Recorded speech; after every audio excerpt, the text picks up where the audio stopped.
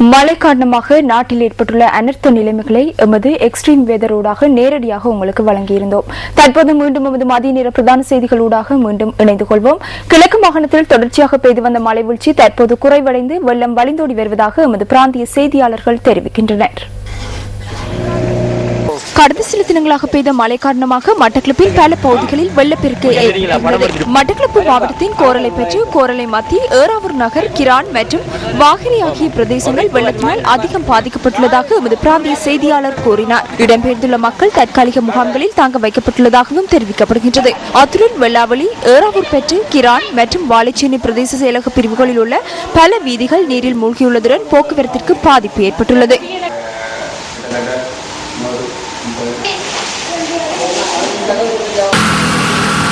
மட்டக்களப்பு மாவட்டத்தில் ஏற்பட்டுள்ள வெள்ளப்பெருக்கை குறைப்பதற்காக மட்டக்களப்பு கல்லாறு முகத்துவாரங்கள் வெட்டிவிடப்பட்டுள்ளன. மாவட்ட அரசாங்க அதிபரின் உத்தரவின் பிரகாரம் இந்த நடவடிக்கை முன்னெடுக்கப்பட்டுள்ளது.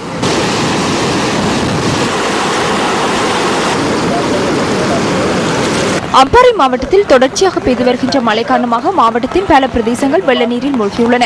பாண்டிருப்பு மேட்டுவட்டை கிராமம் நீரில் மூழ்கியுள்ளமையினால் அங்குள்ள மக்கள் பெரும் அசௌகரியங்களை எதிர்நோக்கியுள்ளதாக எமது பிராந்திய செய்தியாளர் கூறினார். அத்துடன் காரைதீவு, நிந்தவூர், ஒழுவில், பாலமுனை, பாண்டிருப்பு, திருக்கோயில், தம்புளுவில், பொத்துவில் ஆகிய பிரதேசங்களில் உள்ள தாழ் நிலப்பகுதிகள் நீரில் மூழ்கியுள்ளன. கல்முனை அம்பாறை வீதியில் உள்ள மாவடிப்பள்ளி பாலம் தொடர்ந்தும் வெள்ளத்தில் மூழ்கியுள்ளதோடு போக்குவரத்தும் பாதிக்கப்பட்டுள்ளது. கல்முனைக்கான கிட்டங்கி வீதியுடனான போக்குவரத்து முற்றாக பாதிக்கப்பட்டுள்ளதாக எமது பிராந்திய செய்தியாளர் தெரிவித்தார்.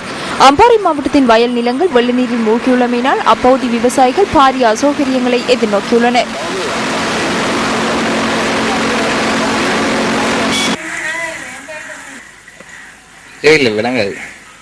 இதேவேளை திருகோணமலை மாவட்டத்தில் தொடர்ந்து பெய்த கடும் மழை காரணமாக தாழ்நில பகுதிகளில் வெள்ள நீர் புகுந்துள்ளதோடு பல வீடுகளிலும் வெள்ள நீர் புகுந்துள்ளதாக எமது பிராந்திய செய்தியாளர் தெரிவித்தார்.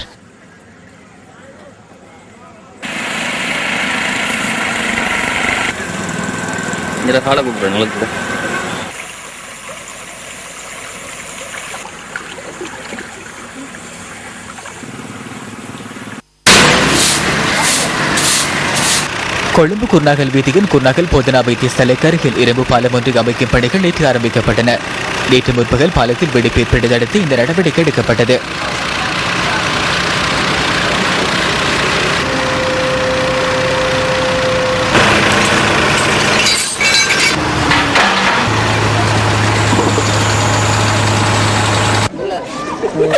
இதேவேளை வெள்ளம் காரணமாக கோவேகனின் அம்பலையாகம உள்ளிட்ட கிராமங்கள் நீரில் மூழ்கியுள்ளன.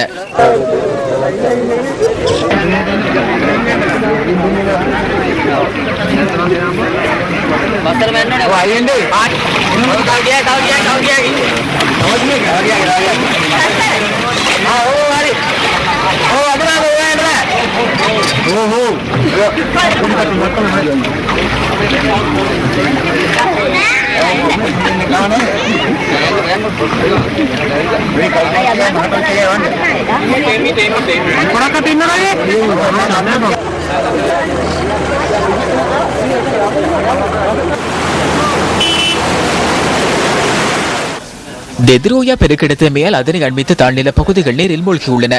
தெத்ரோயா திட்டத்திற்காக பயன்படுத்தப்படும் இயந்திரங்களுக்கு இதன்போது சேதம் ஏற்பட்டது.